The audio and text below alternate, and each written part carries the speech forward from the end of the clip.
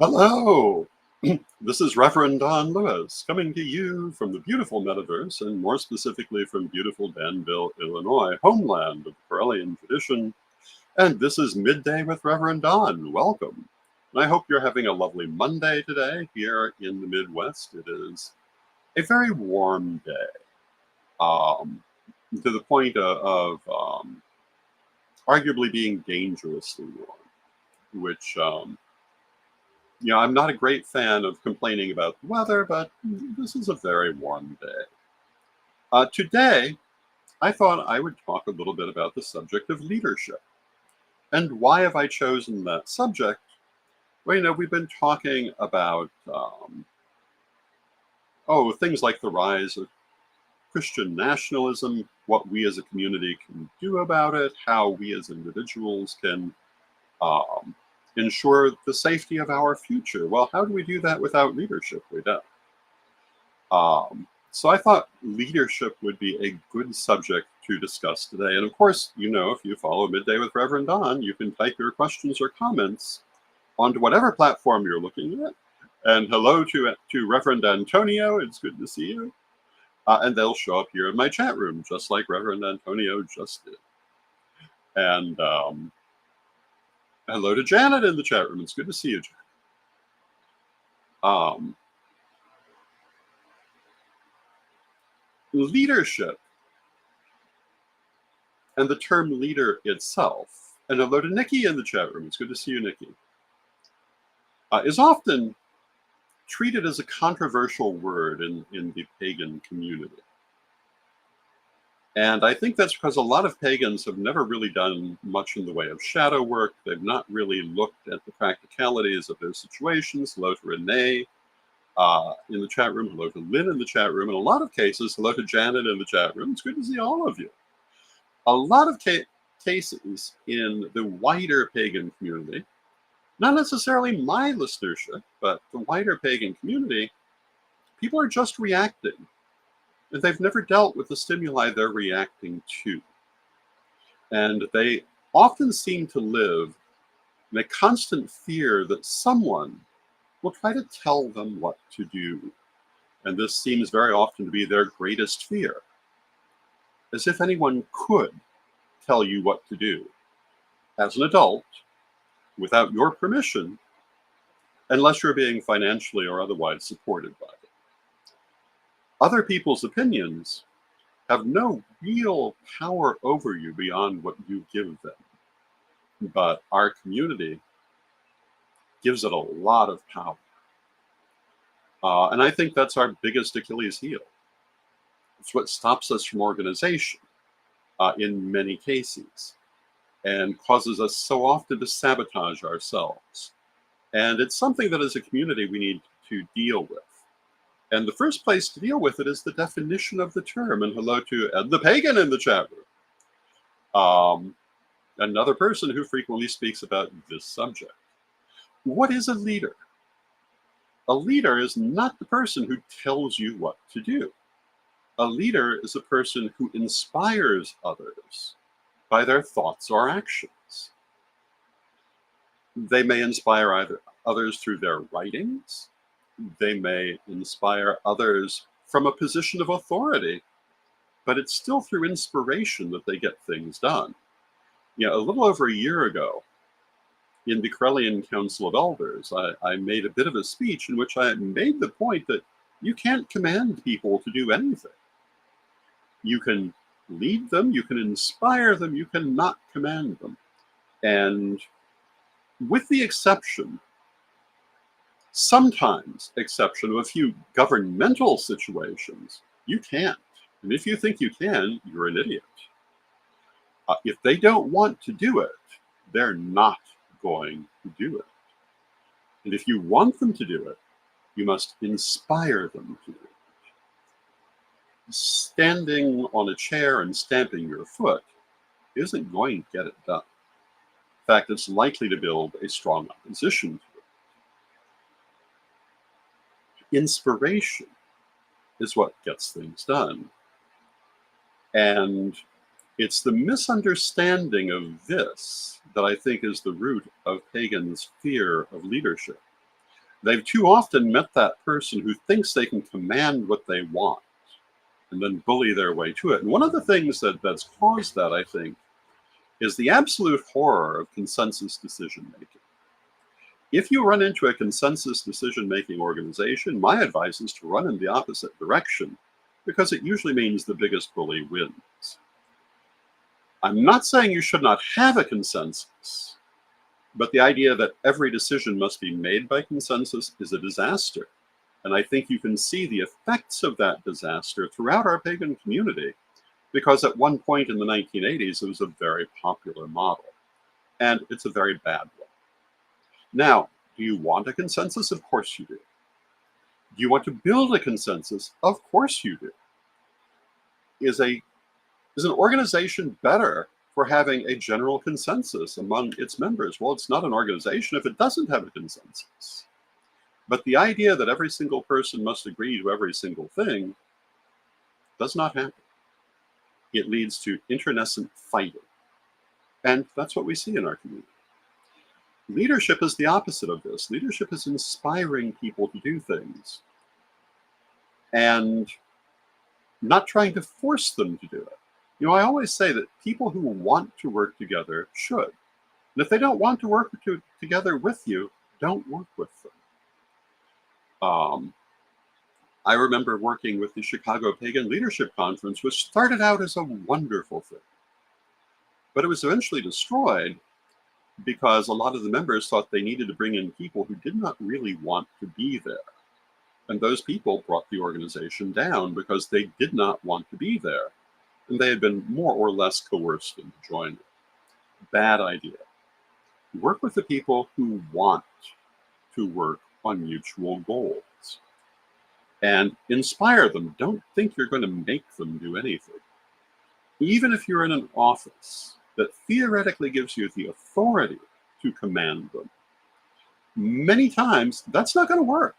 That's not how leadership actually plays out in the real world. That misunderstanding damages our community greatly. And I've also seen it damage lots of individuals who missed this message. You cannot make anyone do anything, particularly in organizations in our pagan world that they can walk away from at any moment. And it's been my experience that every now and then, people will walk away from organizations, and good for them. If it's no longer right for them, then they should go and find what is. But you know, this idea that you're going to make everyone do what you want, which certain people who think they're leaders do suffer from, is not how things go. If you're actually looking to be a leader, you're not looking to command people. You're looking to inspire them by example, by common sense. And you also have to bear in mind that very often you may find yourself standing alone doing the next right thing, and then maybe other people will join you. It's not something that you're going to do because you're on a power trip, because you'll quickly find out it doesn't work that way. And yet, people do try to pursue it as a power trip all the time. And hello to Arlene in the chat room.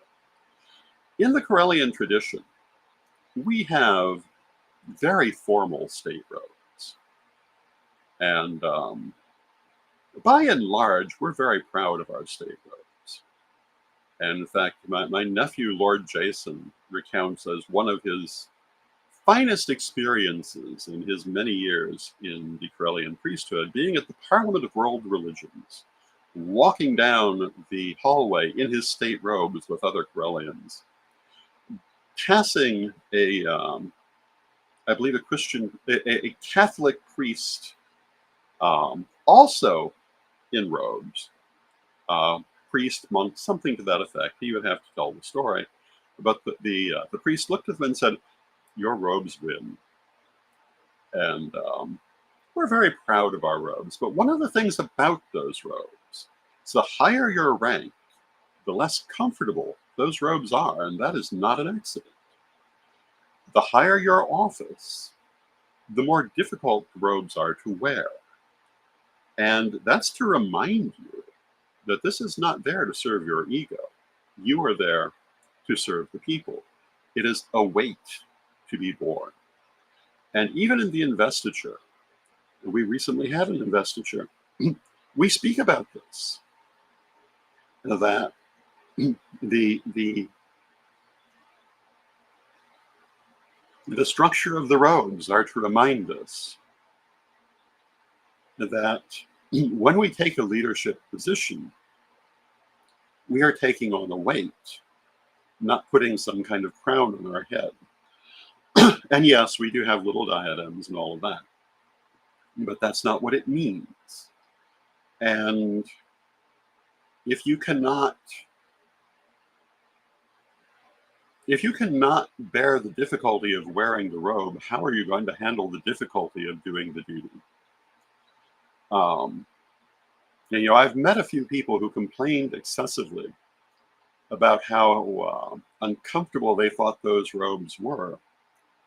And when the time came for them to actually act as a leader, it came out they really didn't know how to do it because they couldn't handle the difficult parts.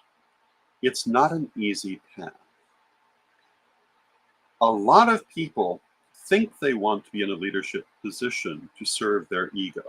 And mind you, ego is not a negative term. Ego is your sense of self, and there's nothing wrong with that. But a damaged ego or an inflated ego is a bad thing. And doing things in life only to serve your sense of ego is not a good thing, particularly when you're trying to lead other people. You need to be thinking of their interest. You need to be thinking of what's going to benefit them, not just what's going to make you feel good in the moment. I think if we could somehow find a way,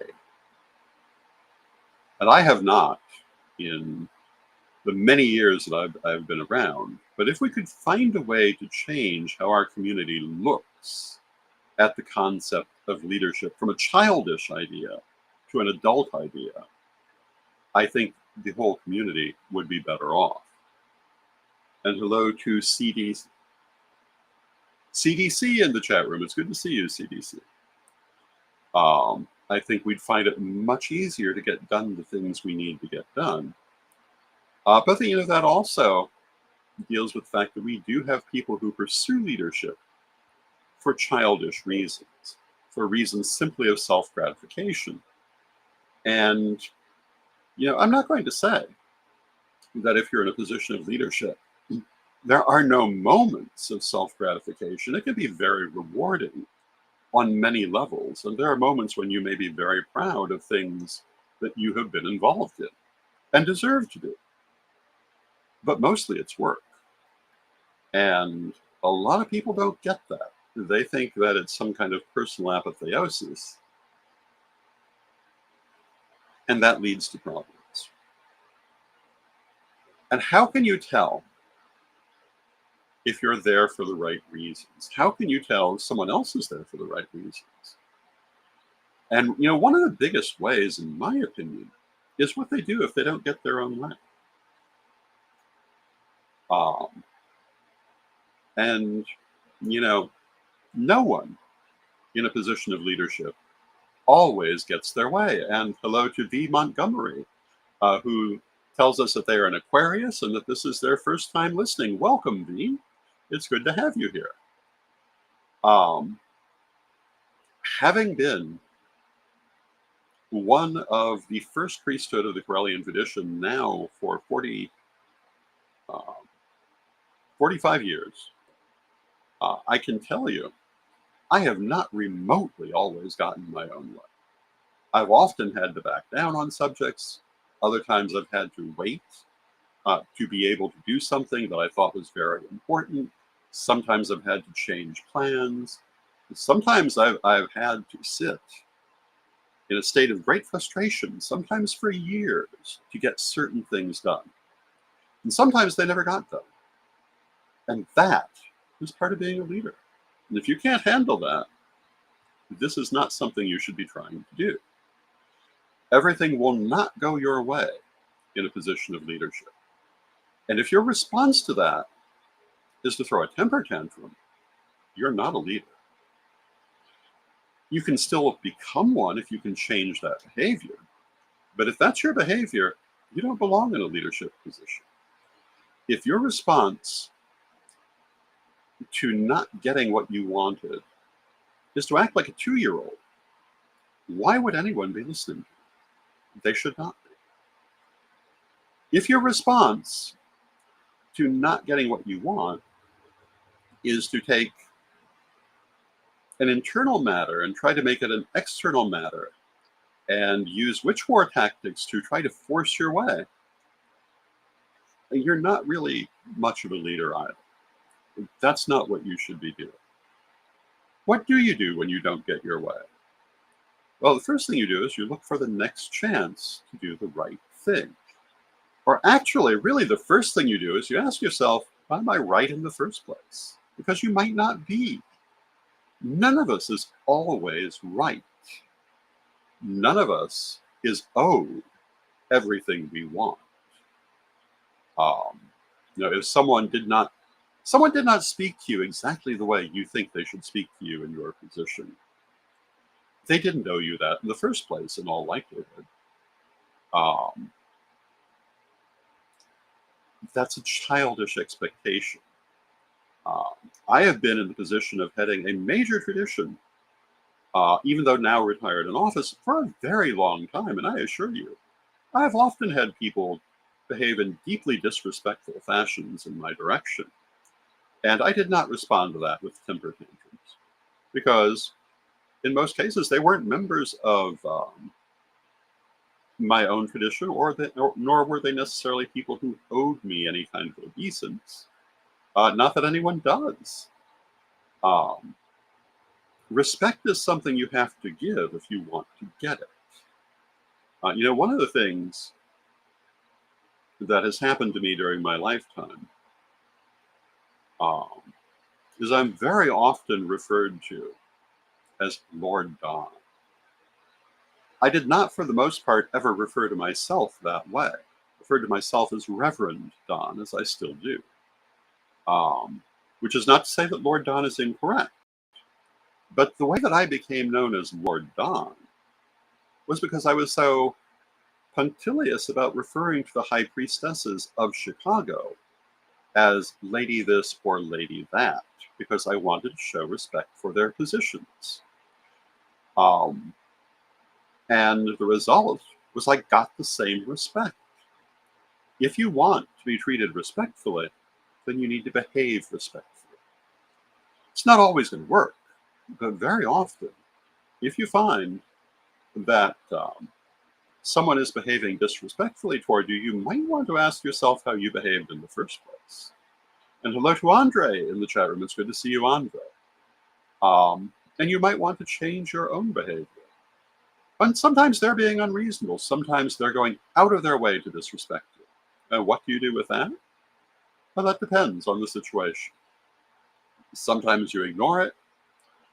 Sometimes there are things that must be done about it.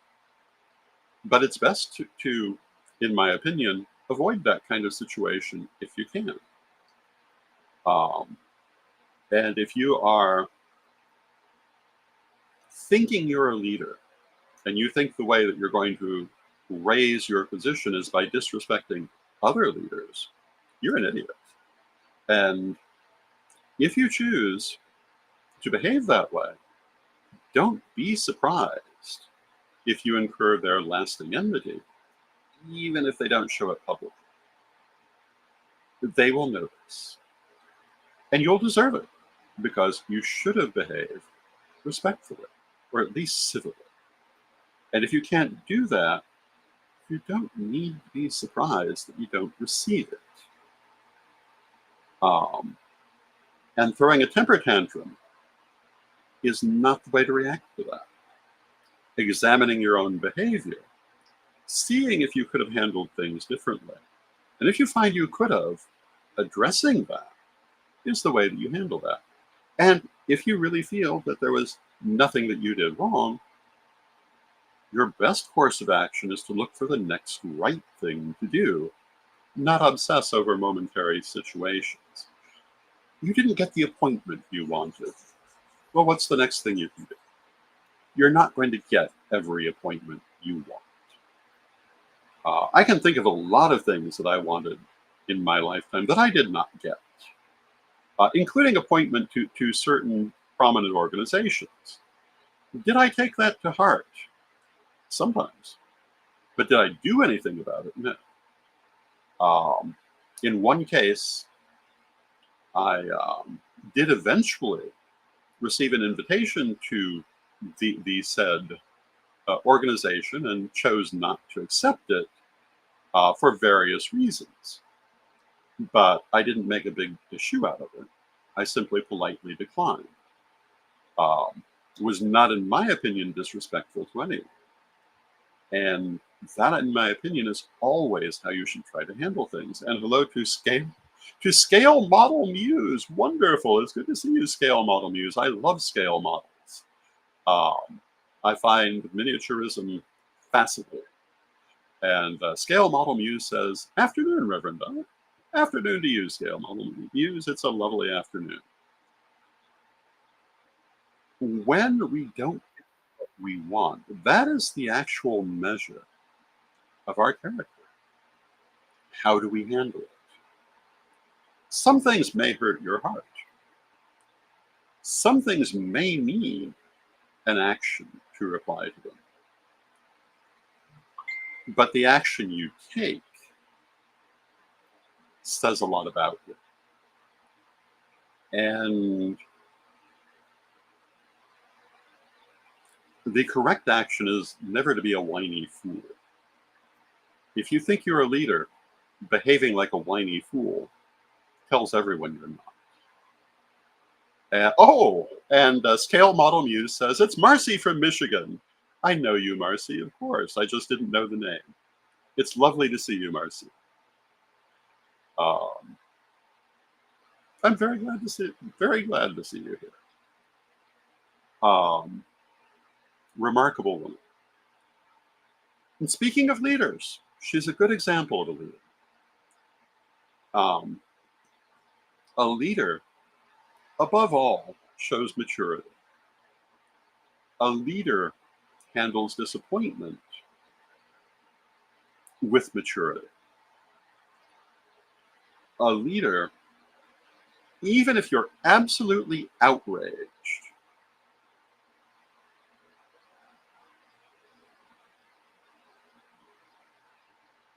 you do not behave like a 2-year-old. Now, you may need, on occasion, to talk to someone in strong terms. I have done this. If someone is, for example, disrupting an event in a very bad way, talking to them in a firm voice, a loud, firm voice, isn't necessarily inappropriate. Particularly if it's not the first time you've asked them to stop. But when it's over, you let it go. You may not invite them back, but you don't throw a month-long temper tantrum. That's the act of a 2-year-old, not a mature human being. You don't spend the rest of your life thinking, how do I get back at that horrible person? That's ridiculous. You do, perhaps, look at how you protect yourself and your projects from other people's damaging behavior. That's a very different thing. When you find that someone has damaging behavior, you may need to limit their involvement. You may need to find ways to limit their involvement. That's not a temper tantrum. That is a practical action. And why are you taking it? Not because your ego is wounded, but rather to protect the people that you are serving in a position of administration. Hello to SwackFan. It's good to see you, SwackFan. And in the end, being a leader is all about the people that you're serving. It's not about yourself. And if you're here thinking it's all about yourself, you're not a leader. You are a peacock. And can you be both a peacock and a leader? Well, yes, you can. Uh, I arguably am a bit of a peacock. Of course, one of the symbols of the Corellian first priesthood is a peacock. And so it's not entirely inappropriate. But that can be positive or negative.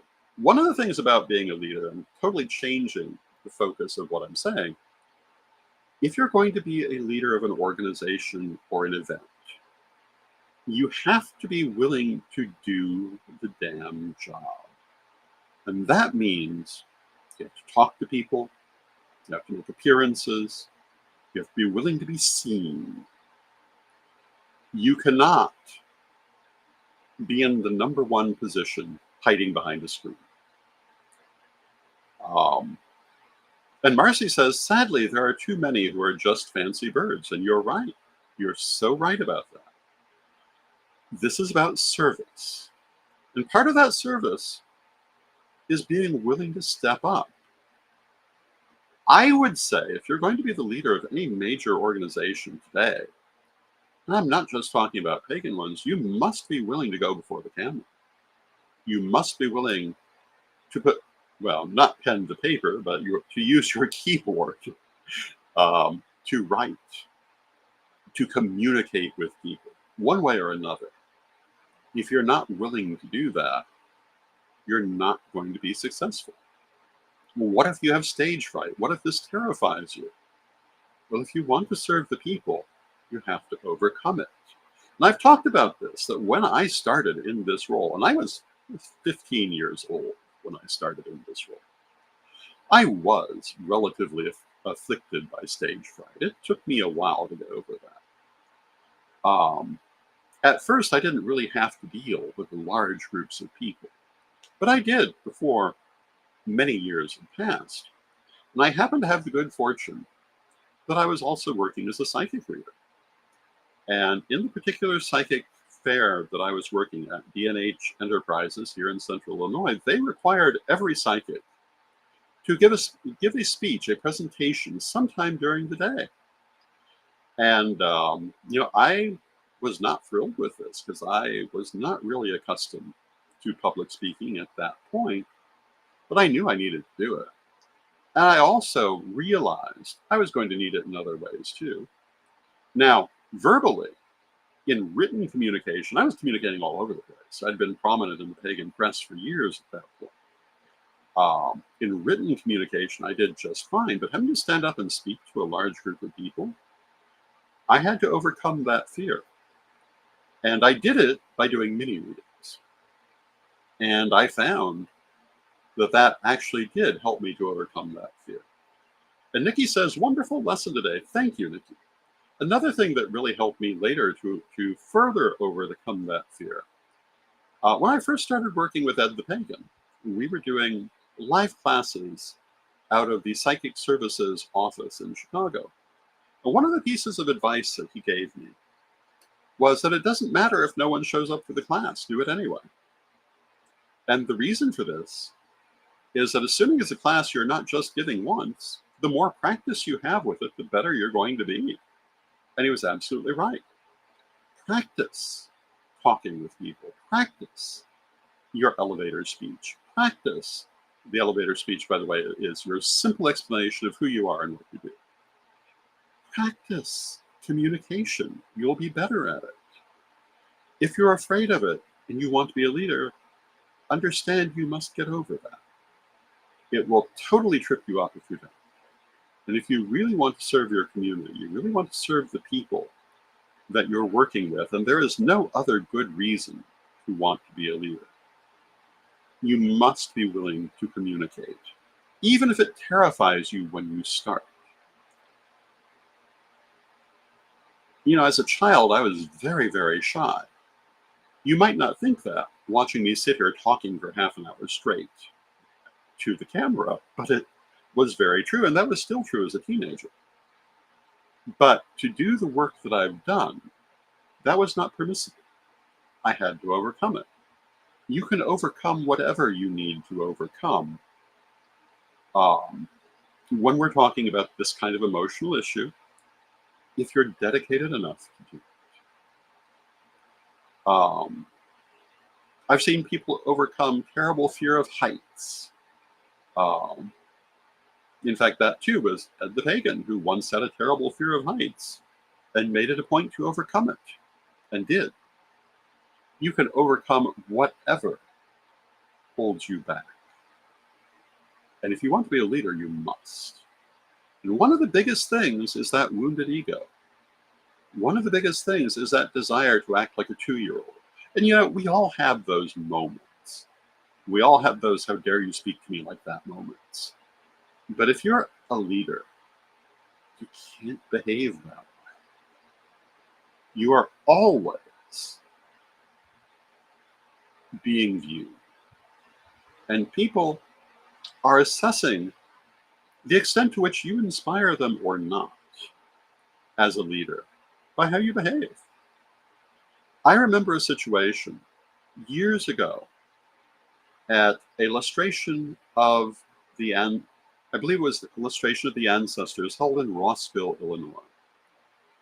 And the leader of one of our Corellian um, temples, during the deeming ceremony, and at that time I was acting as Templar Grand Deemster, was arguably extremely disrespectful. How did I handle it? I was as gracious as I could possibly be. Why? Because I needed to show that I had control of my emotions, and that I wasn't going to be provoked by nonsense. And also, you don't have to be respectful to me. It's nice, but you have every right to disagree with me, even if you belong to an organization I'm heading. You have the right to work against what the organization is trying to do. That's another question. Um, if you're actively blocking things the organization is trying to do, you should probably consider a different organization. But do you have to behave like you have to be slavishly respectful? No. And so my response was to say, well, thank you for expressing your opinion. And generally speaking, that's what I try to do. Now, as I've said, there have been times when certain individuals have been so disrespectful that it was eventually necessary to speak to them in what I used to call the chancellor voice, and say, this is unacceptable. It must stop. But I regarded that as absolutely regrettable and not something I wanted to find myself engaged in. And it required extreme provocation. And I think it happened maybe twice in situations I can think. So when we talk about leadership, part of what we're talking about is maturity and reacting like an adult. Now, granted, a lot of people who are biologically adult have not necessarily emotionally reached adulthood. Maybe they can't behave like an adult. But if they can't, maybe it's time they learned how to. If you want to be a leader, you must, or you're going to mess up everything you touch. And when you can, behave like an adult. When instead of trying to command people, you inspire them, you're going to find that not only will you often achieve the things you want to achieve, not always, but often, but even when occasionally people choose to attack you, you'll find there are also lots of people who will stand with you because you've earned it. You've been the kind of person they want to stand with.